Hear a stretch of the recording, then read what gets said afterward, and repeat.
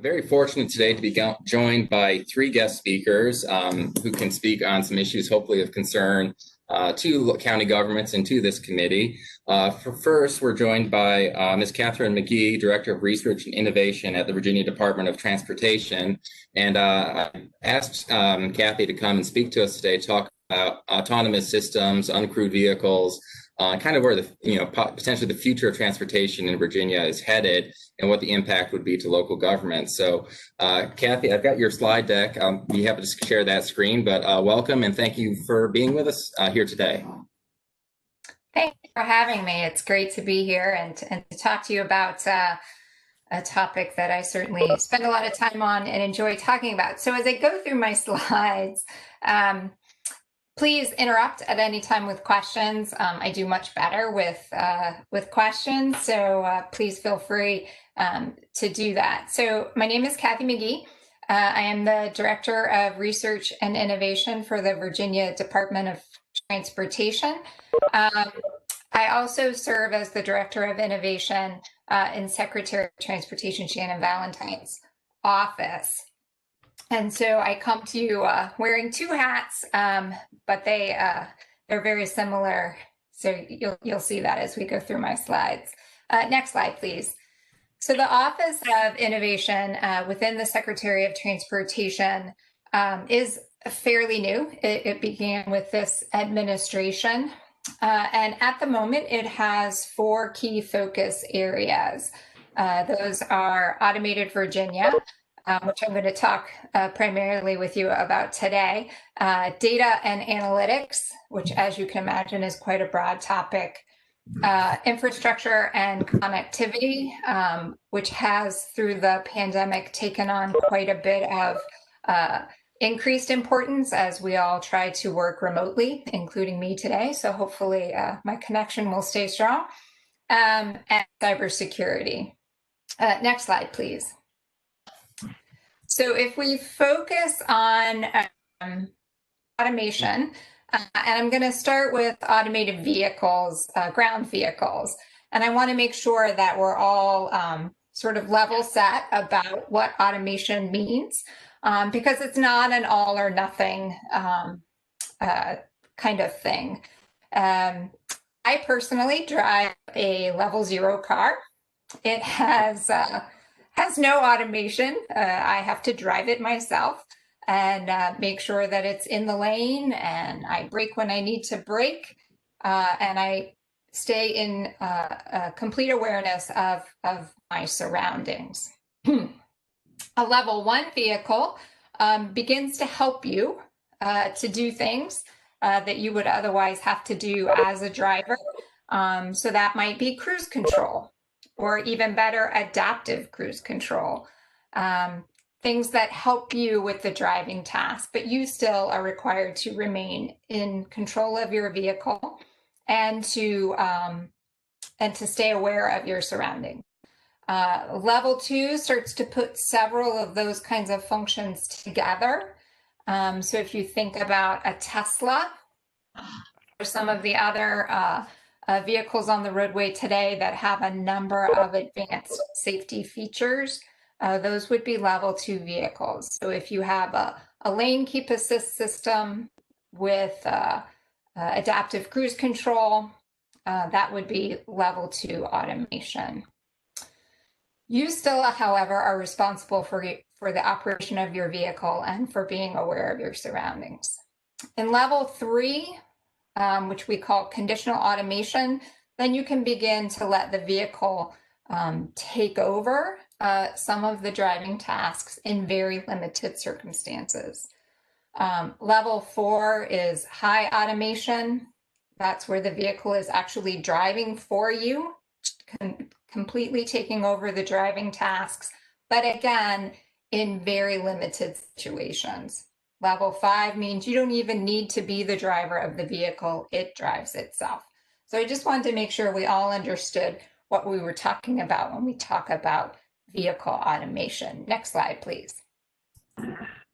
So in Virginia, we've been working on automated vehicles for quite some time. And in fact, we refer to connected and automated vehicles. And so when you see the CAV acronym, that's exactly what we're talking about. So we're talking about vehicles that do have some level of automation, but they also are connected in that they can communicate with each other and with the infrastructure to receive really important information that enhances both safety and mobility as they travel the network.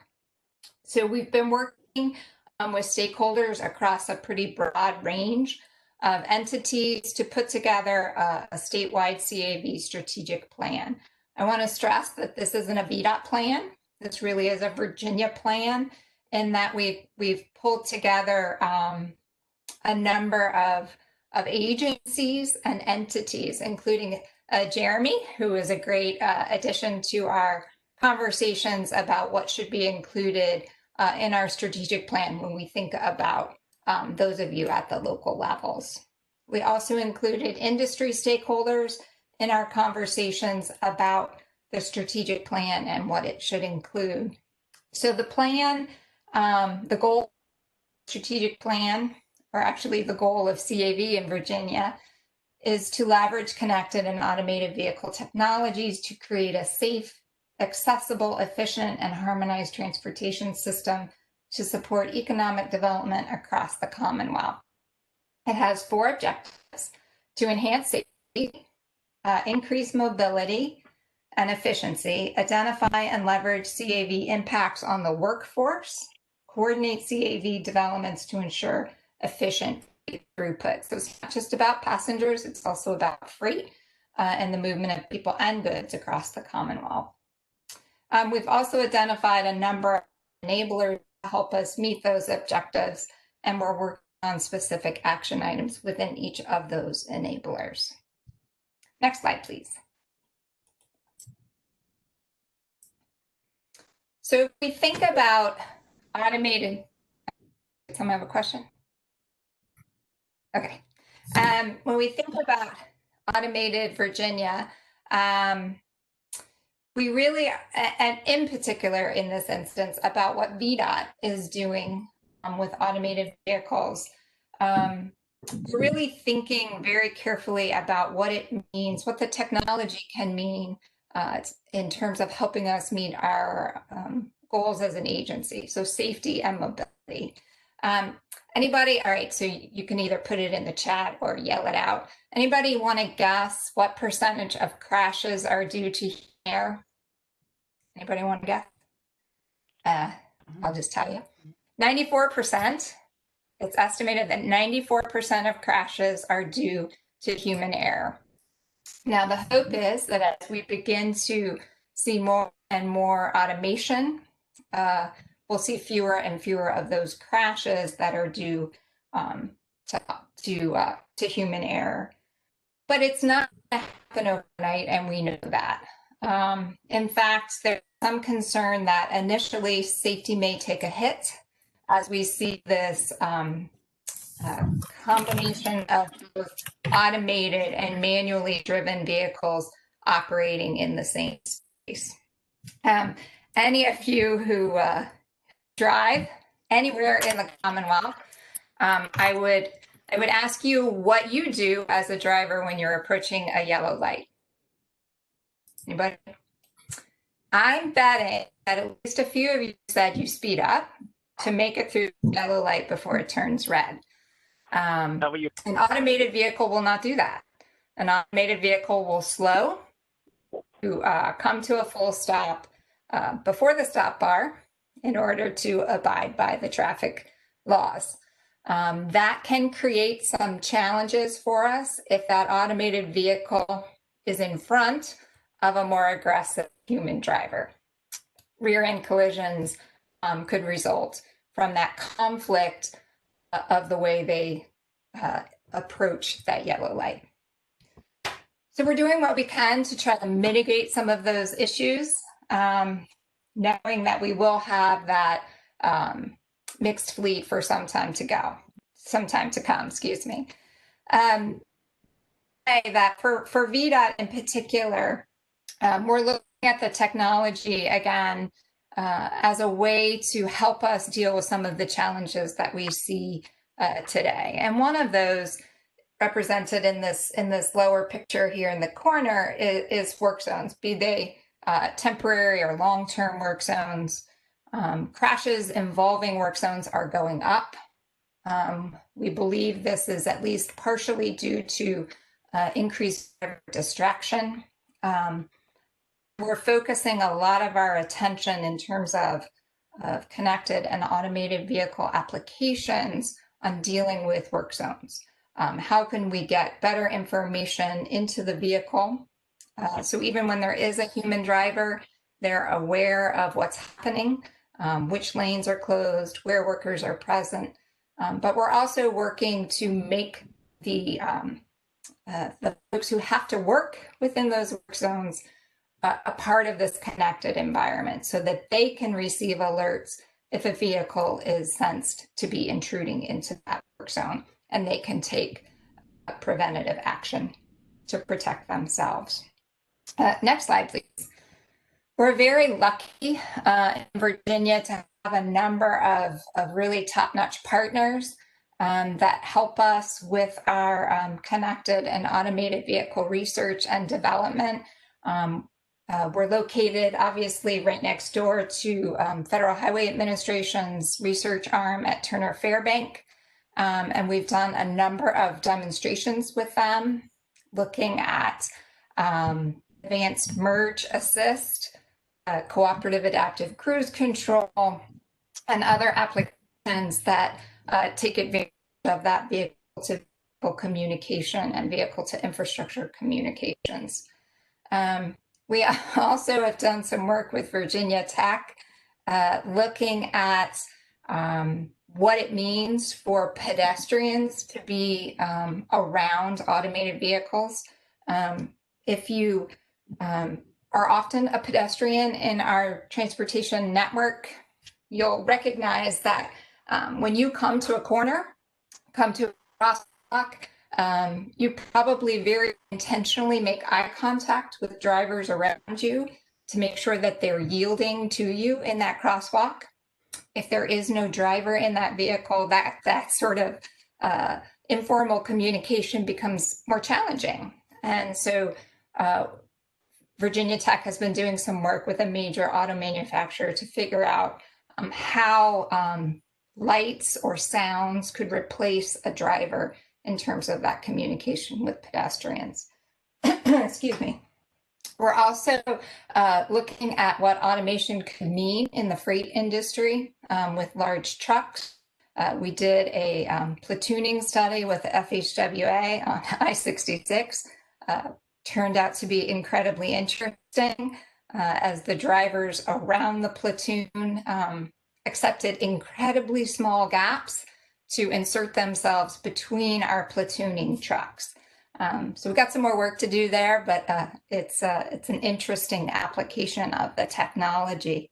For those of you in the I-81 corridor, you may be aware of a Daimler study that's been ongoing to look at level 4 automation in a tractor trailer. They've actually been doing some testing on I-81. Not to worry though, there are 2 safety drivers in the vehicle at all time, but they do test their automation in live traffic. Next slide, please.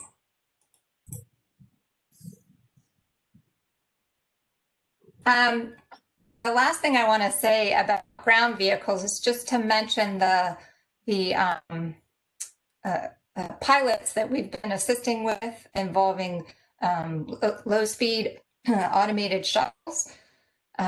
Is one that's been operating at Virginia Tech. I don't believe it's operating during the pandemic, but if you go out to Virginia Tech Transportation Institute, you could see the path that it follows.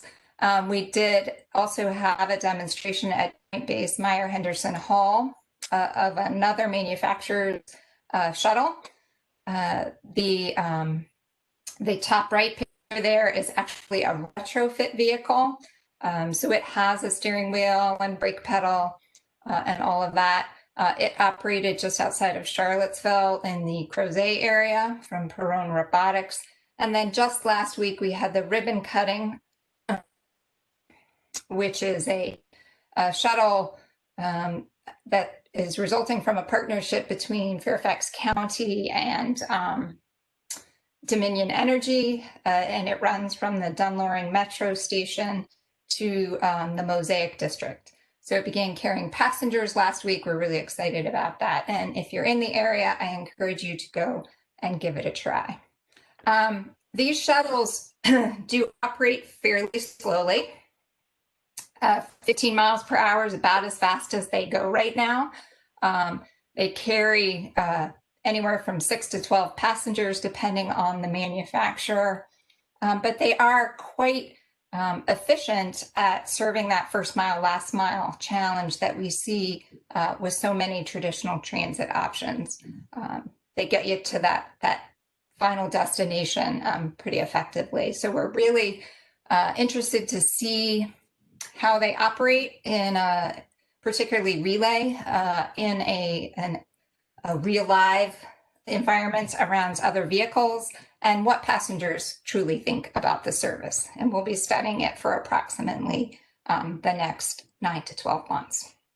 Next, I think I only have a couple more slides, but I want to take a hard transition now to unmanned aerial systems, drones, as many people refer to them.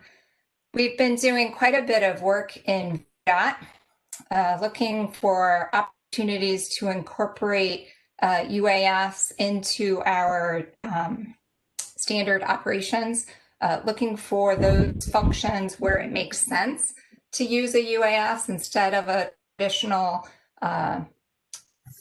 And so you can see here a couple of areas that we're looking at that at this point look pretty promising. You'll notice many state DOTs put bridge inspection at the top of their list. I have infrastructure assessment. Bridge inspection has many federal requirements that cannot currently be met by UAS. But there are lots of other things within our infrastructure. UAS can be really helpful in identifying where more detailed hands-on inspections are required. Incident traffic management, obviously, that situational awareness you can get from a UAS. The monitoring of environmental BMPs, looking at our wetlands, looking at storm management facilities, stormwater management facilities. Rock slope stability has been huge for us, using change detection, multiple images from UAS flyovers can really tell us a lot about stability of our rock slopes. And then just construction monitoring, another big activity for us. The final thing I'd like to share with you is something that just happened. Last slide. A few weeks ago, we announced the kickoff of our Virginia Flight Information Exchange. And the intent of Virginia Fix, as we refer to it, is to be an information hub for both state and local agencies to enter information about UAS activities they might be undertaking. So, for example, if VDOT is doing a UAS flight, a mission to collect data on a particular construction project that's underway, we might partner with the Department of Forestry, who needs some information on land nearby, and do one flight instead of multiple flights. Another thing that the Virginia Fix allows us to do, though, that I'm guessing might be of interest to you, is to share local information about flight restrictions. So if, for example, you have a big festival going on in your county and you would prefer not to have a lot of UAS flying around over your large crowds, you can post that information into the Virginia Flight Information Exchange, and then other UAS service providers can come in and see that and stay away from your large crowds. The idea is to really be that very up-to-date, real-time source of information on public data related to UAS operations. So we have a number of folks who are already using the system, including some public safety entities, Department of Forestry, and we also are bringing in private sector entities who take this information then and push it out to private UAS service providers so that the information is readily available. We're really excited about the Virginia fix, and I would be happy to get you in touch with our folks at the Department of Aviation who are managing fix if any of you have any more questions about how you might use it or share information to it. And that is actually the end of my presentation, but I'd be happy to answer any questions that anybody might have. This is Jerry Booth, if you can hear me. Yes, Hello? I can hear you. On the automated vehicles, and I'm not real tech savvy, so forgive me, but I take it they're going to have they have a lot of sensors and such stuff as that. How do you see those working on the smaller rural roads or even the unpaved roads? That's a great question. So we are, at the moment, one of our big activities, not just in Virginia, but really across the country, is to understand more fully what it is these automated vehicles need from the infrastructure in order to operate the best that they can. When we've asked that question in the past, what we've been told is really good pavement markings. Well, we do a really good job with pavement markings on our interstates and our primaries, but as you say, we have a lot of gravel roads in Virginia, and we're uncertain as to how the technology, the sensors, the visual image processing will work on those kinds of roads. Now, again, we're really lucky in that we have a great partnership with the Virginia Tech Transportation Institute. Years ago, folks had the foresight to build the Virginia Smart Road that allows quite a bit of testing of all kinds of transportation-related issues. But lately, we have invested in an expansion of the Smart Road to include a rural test track. And that will include at least one segment of gravel road that will allow us to invite auto manufacturers to bring their vehicles, their technology, and test it under much less ideal conditions than what you might see on an interstate or a primary. All of that being said, I would say that the first place you will see the rollout of full automation is likely to be in dedicated lanes. So those lanes will be designed to remove some of these challenges for the technology. And then as the technology matures, you'll see it rolled out in larger and larger areas. I hope that answers your question. Yes, you did, and I'll tell you, here in Floyd County, we have plenty of rural roads. If you if you need a place to practice or test them, we have more than our share. So, thank you. Thank you. I live in Madison County, and we have quite a few here as well. Thought I saw a question come up in the chat box, but now I can't get it to open for me. We did have a message in the chat that we are now joined by our committee chair, Mr. Jim Crozier of Orange County. So I think that might have been what came up. But certainly, if anyone else has any other questions, please feel free to type them in the chat, or certainly. I do see one here about UAS for bridge inspection, and the question is, do regulations prohibit use of UAS for preliminary assessment of bridge conditions? And absolutely not. Federal regulations don't actually prohibit the use of UAS for anything. They do require certain inspection techniques that can't be done by UAS. So for example, you have to tap with a hammer. We don't have a UAS that can tap with a hammer yet. You have to be within an arm's length of a particular element.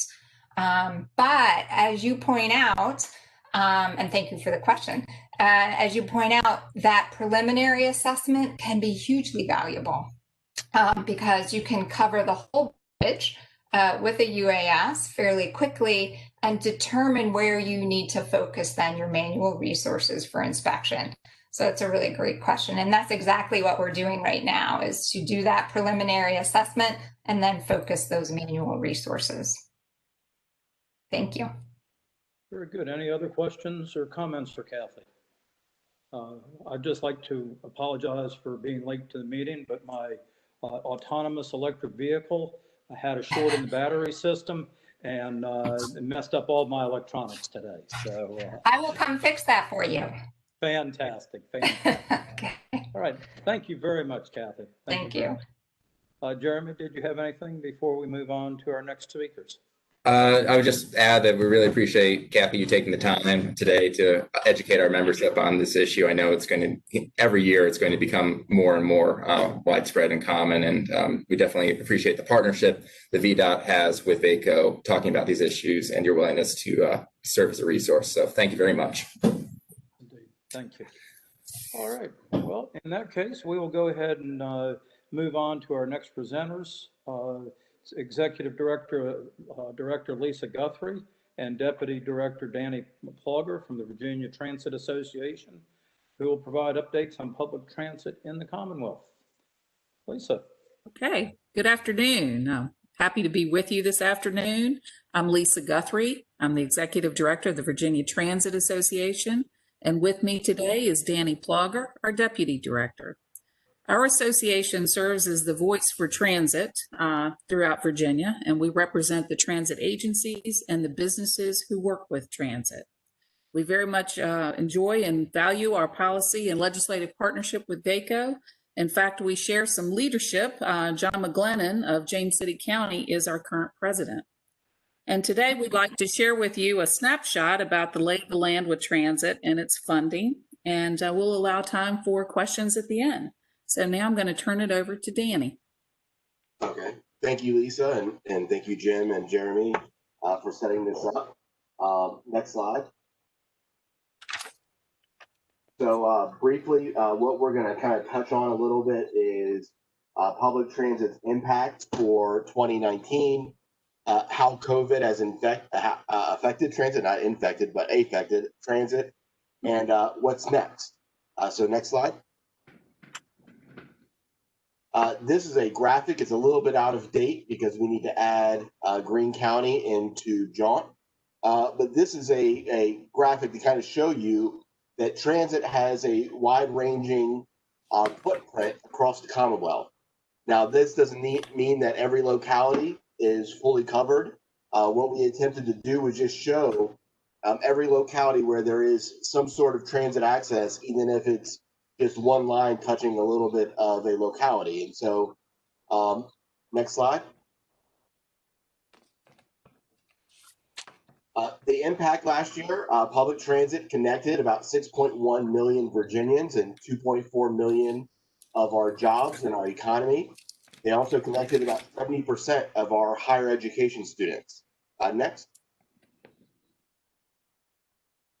And across the spectrum, we have one of the most diverse public transportation networks in the nation. 70.5 million passengers took the bus. 92.5 million took Metro or the Tide down to Hampton Roads, subway or light rail.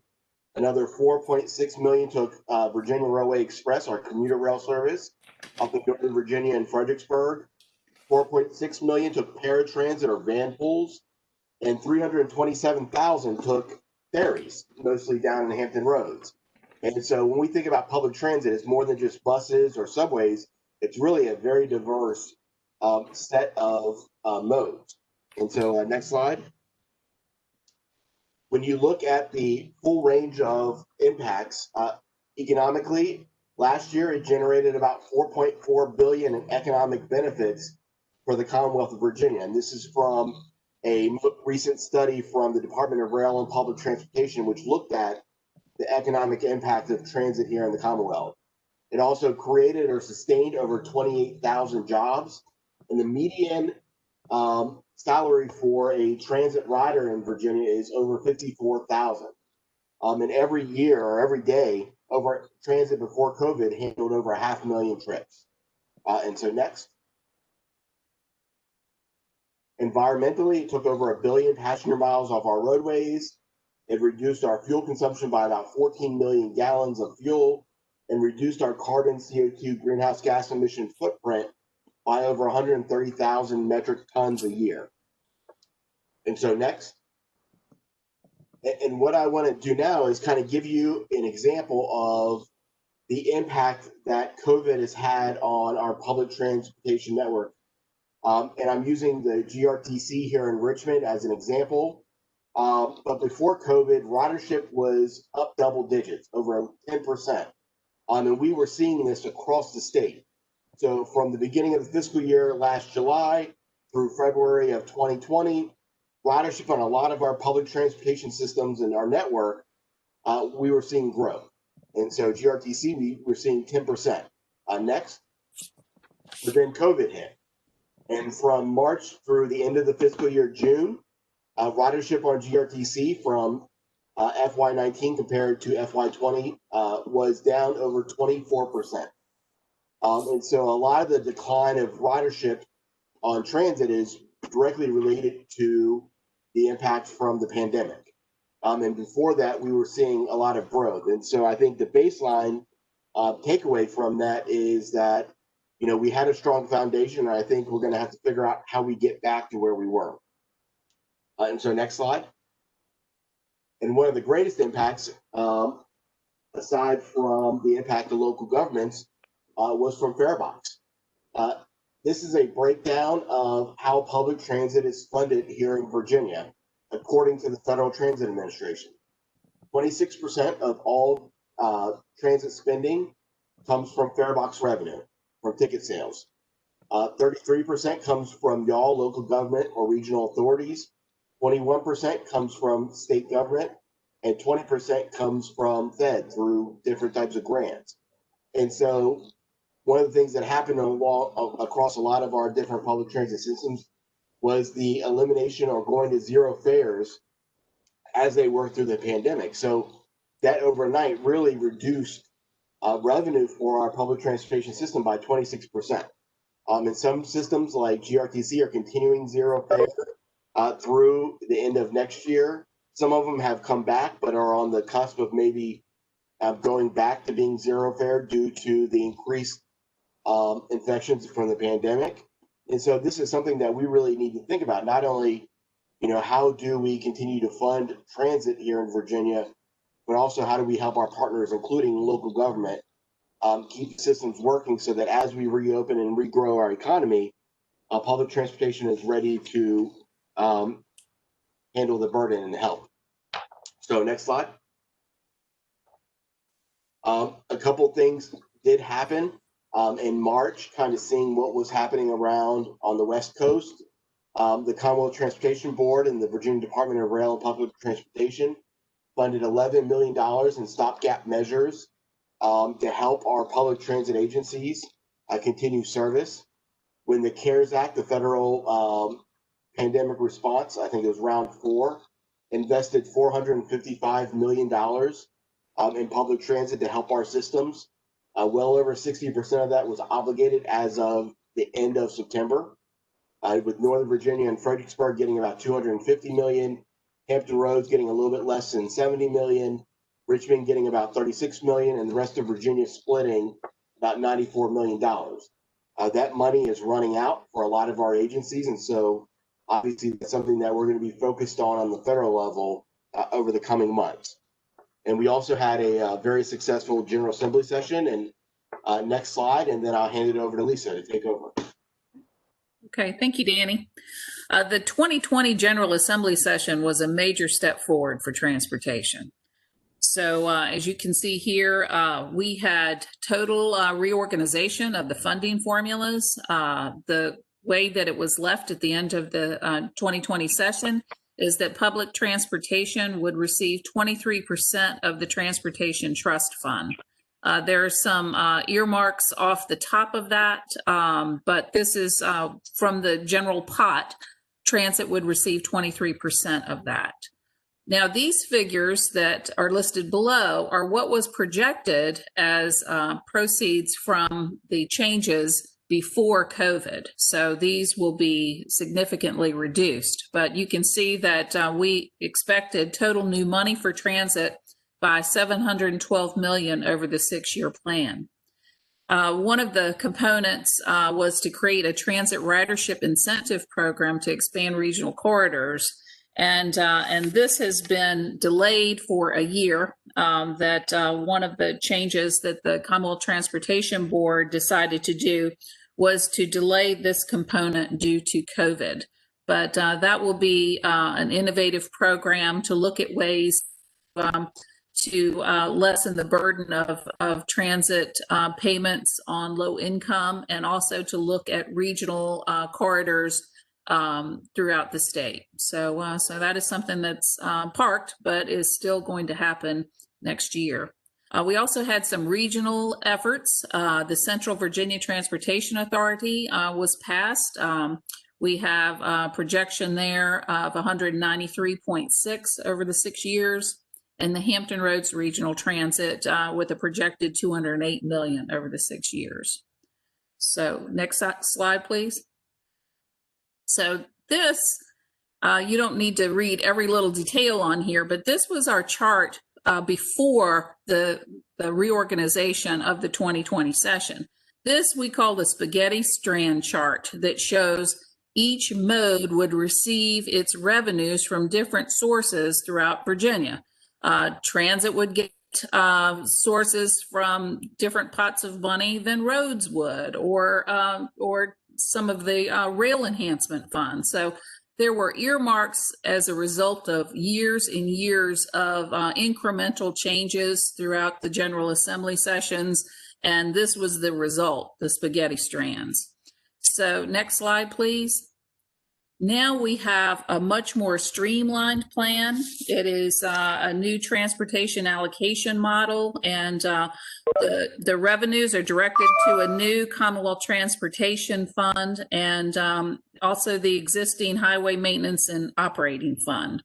So you can see that everybody, all the modes get a designated percentage of these, and that everybody is in it together. So hopefully all boats will rise at the conclusion of COVID.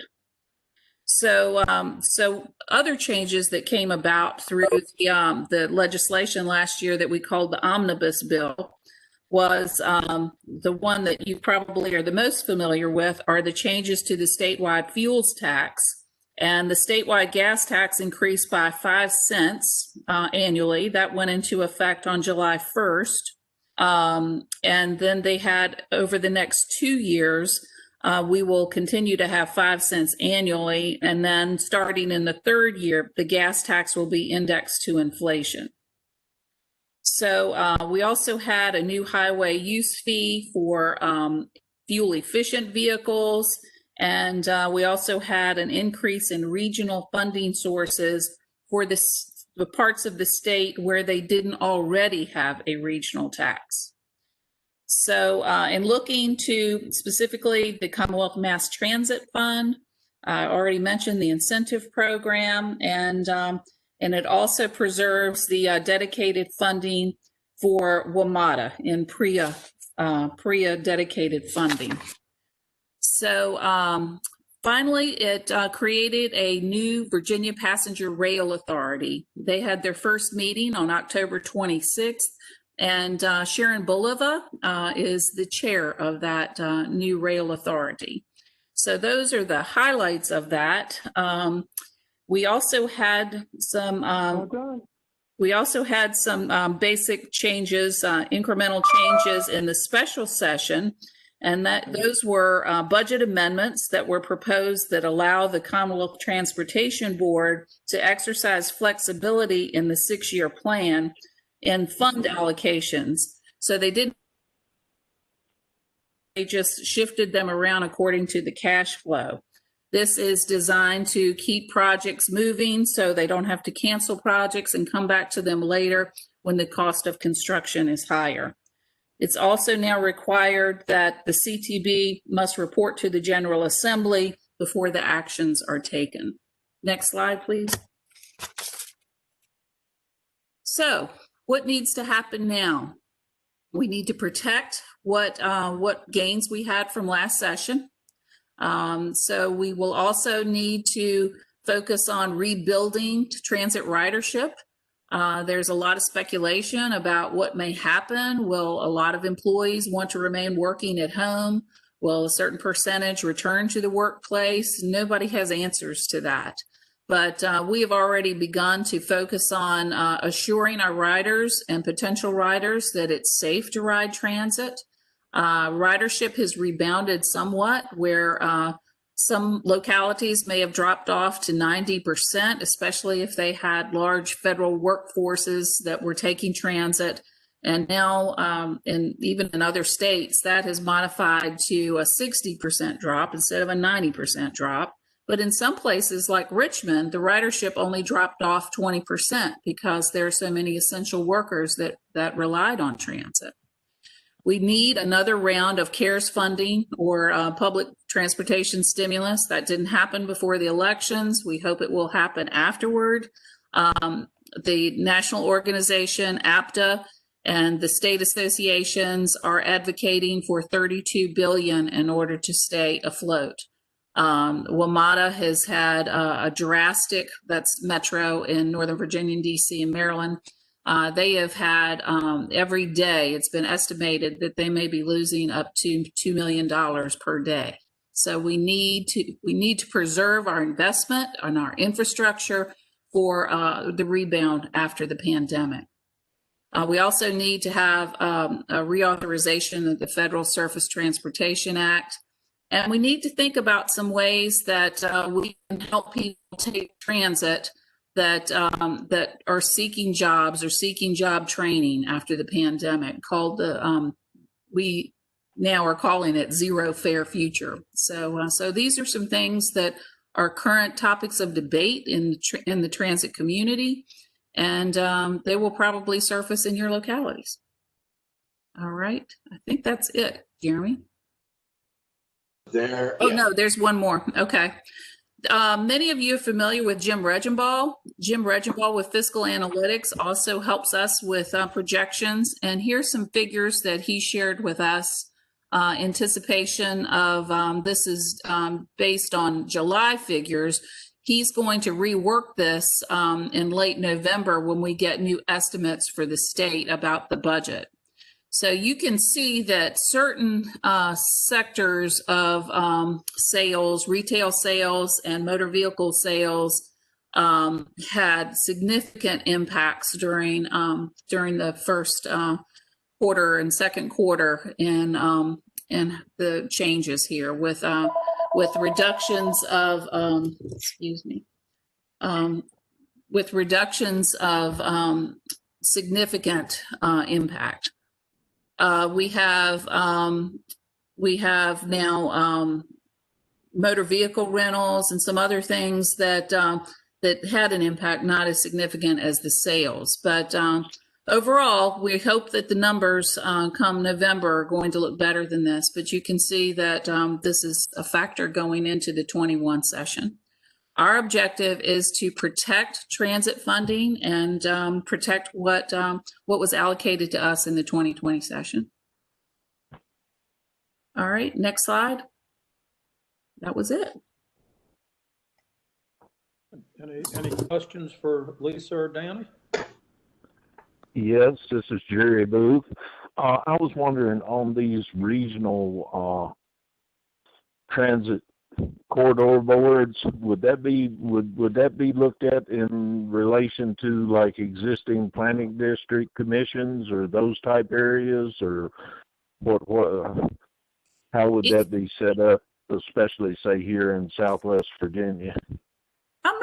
I'm not sure about that, since this hasn't really gotten underway yet and will be delayed until next year with the this transit incentive plan. But it is to look at ways, let's say one of the examples may be in the Richmond area, of looking within the Chesterfield and Henrico and Richmond and not just locality by locality? How can routes and corridors be established that service the area? Because people don't just work in the city, or people don't just live in the county, and finding ways to increase mobility and connectivity in the whole region. But any of those details are yet to be determined, and it'll be the CTB that takes that up starting probably in FY22.